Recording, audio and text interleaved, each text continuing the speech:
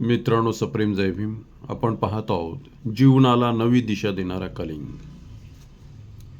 श्रीलंकेत बौद्ध धर्माचा प्रचार आरंभ होताच काही काळातच तेथे हजारो लोकांनी बौद्ध धर्माचा स्वीकार केला. सम्राट अशोक यांच्या आग्रहाला मान्यता देऊन लंका नरेश यांनी सुद्धा बौद्ध धर्माची दीक्षा घेतली. तेथील पुरुषापाठोपाठ स्त्रियासुद्धा बौद्ध धर्म स्वीकारण्यासाठी खूप आनंदित झाल्या होत्या. परंतु त्यांना दीक्षित करण्यासाठी त्यांच्या प्रचारक मंडळात कोणतीही भिक्षुणी नव्हती. सम्राट अशोकांना हे माहीत झाल्यानंतर त्यांनी आपली सुपुत्री संघमित्राला श्रीलंकेला पाठवले. केवळ 18 वर्षाची असताना संघमित्रा हिने प्रवज्ञा घेतली होती. तिच्यामुळे लंका नरेश यांची सुपुत्री अनुला हिने सुद्धा बौद्ध धर्माची दीक्षा घेतली.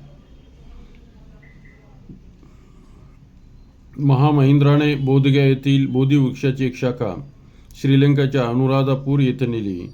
आज तेथे एक विशाल महाकाय बोधी वृक्ष मोठ्या डौलाने दिमाखाने पल्लवित झालेला आहे.